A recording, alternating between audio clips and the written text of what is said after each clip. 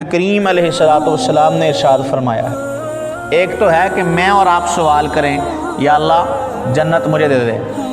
اور ایک یہ ہے کہ جنت یہ کہے کہ یا اللہ یہ بندہ مجھے دے دے،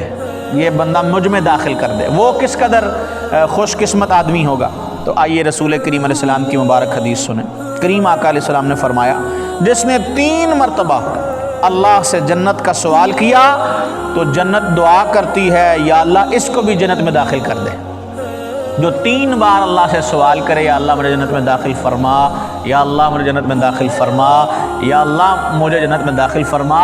تو اب جنت اس کے بارے میں دعا کرتی ہے کہ یا اللہ اسے جنت میں داخل کر دے، جو 3 بار سوال کر دے۔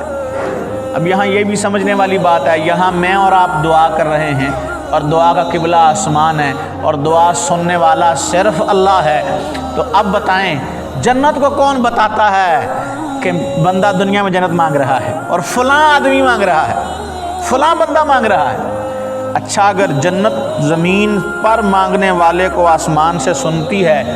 تو رسول دو عالم صلی اللہ تعالی علیہ وسلم اپنے غلاموں کو نہیں سنتے ہیں؟ پھر کریم نبی علیہ السلام نے فرمایا، جس شخص نے 3 بار دوزخ سے پناہ مانگی اور کہا یا اللہ مجھے جہنم سے محفوظ فرما، یا اللہ مجھے جہنم سے بچا، یا اللہ مجھے جہنم سے بچا، تو رسول کریم علیہ السلام نے کہا جہنم اس کے لیے دعا کرتی ہے کہ یا اللہ اسے آگ سے پناہ دے دے، اسے آگ سے محفوظ کر دے۔ تو رسول کریم صلی اللہ تعالی علیہ وآلہ وسلم اپنے ان غلاموں کے لیے ارشاد فرما رہے ہیں کہ اللہ تبارک و تعالی ایسی نعمتوں سے ان بندوں کو نوازے گا اور ان کے لیے وہ نعمتیں تیار کر رکھے گا جن نعمتوں کا نہ کبھی کسی کے ذہن میں خیال گزرا ہے، نہ کبھی کسی کو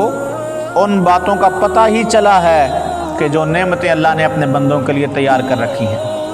اب جنت میں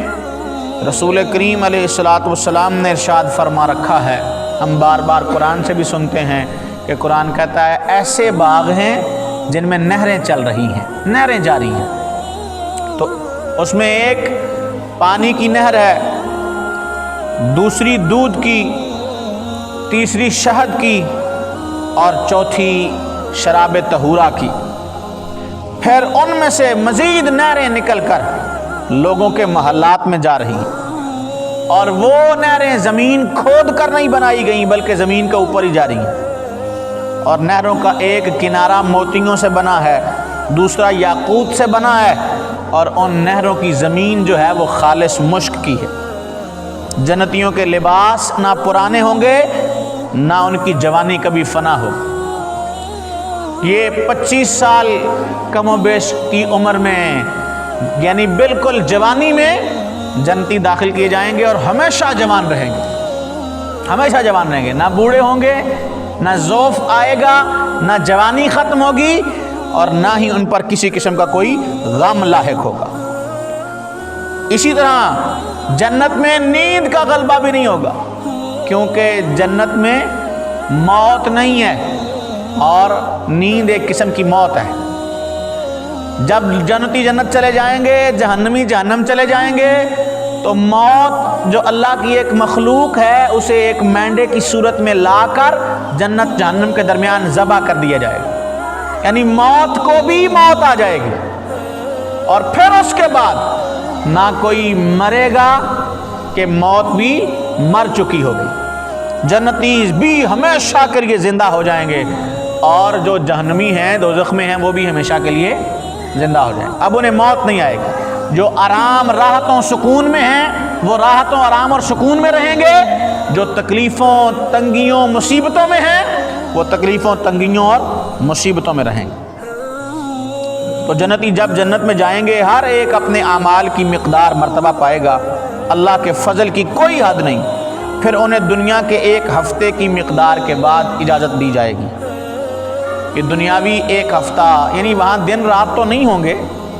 دنیاوی حساب سے 1 ہفتے کی مدت تک انہیں اجازت دی جائے گی کہ وہ اپنے رب کا دیدار کریں۔ تو اللہ تبارک و تعالی جل جلالہ اپنے عرش پر جلوہ فرمائے گا، جنتیوں کے لیے ممبر بچھائے جائیں گے، کچھ ممبر نور کے ہوں گے جن پر نبی بیٹھیں گے، کچھ ممبر موتی کے ہوں گے، کچھ یاقوت کے، کچھ زبرجد کے، کچھ سونے کے، کچھ چاندی کے ممبر ہوں گے، اور جو جنتی سب سے کم درجے والے ہوں گے ان کے لیے مشک اور کافور کے ٹیلے ہوں گے،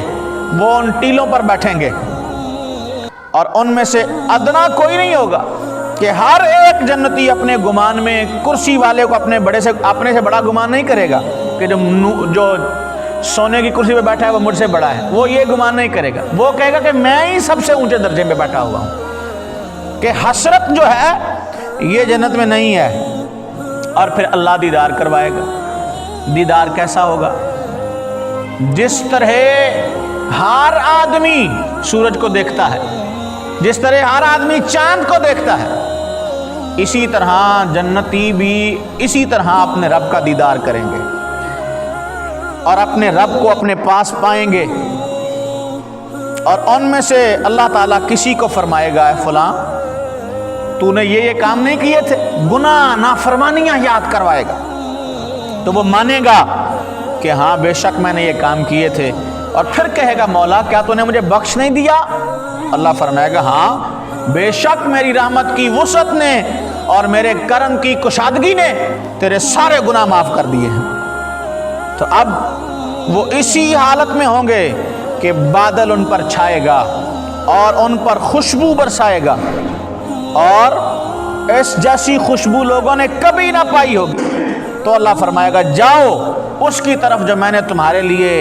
عزت تیار کر رکھی ہے، جو چاہو لو۔ پھر لوگ ایک بازار میں جائیں گے، جنت میں بازار ہوں گے لیکن خرید و فروخت نہیں ہوگی، یعنی پیسوں سے چیزیں نہیں لی جائیں گی، بلکہ نعمتیں رکھی ہوں گی، جس کا جو من کرے گا وہاں سے لے آئے گا۔ تو اللہ فرمائے گا جاؤ ان نعمتوں کی طرف جو میں نے تمہارے لیے تیار کر رکھی ہیں۔ تو یہ لوگ چلیں گے اللہ کی تیار کردہ نعمتوں کی طرف، اور پھر وہاں سے ان بازاروں میں جہاں فرشتے ملائکہ انہیں گھیرے ہوئے ہوں گے، اس میں سے وہ چیزیں ہوں گی جس کی مثل نہ کسی آنکھ نے دیکھا، نہ کسی کان نے سنا، نہ کسی دل میں اس کا کوئی خیال ہی گزرا۔ اور پھر جنتی بازار میں ایک دوسرے سے ملیں گے۔ اب کم درجے والا بھی ہوگا اور بڑے درجے والا بھی ہوگا جنتی ادھر۔ اب چھوٹے درجے والے کو بڑے درجے والے کا لباس اچھا لگے گا، پسند آئے گا کہ اس کا لباس بڑا اچھا ہے۔ ابھی گفتگو بھی ختم نہیں ہوگی کہ اسے یہ خیال آ جائے گا کہ میرا لباس اس سے زیادہ اچھا ہے، یہ بڑا درجے والا ضرور ہے، لباس بھی عمدہ ہے، لیکن جو میں نے پہنا ہوا ہے نا یہ زیادہ قیمتی ہے، یہ زیادہ عمدہ ہے۔ اس طرح اللہ تعالیٰ کسی کے دل میں ایسا غم کا خیال بھی نہیں آنے دے گا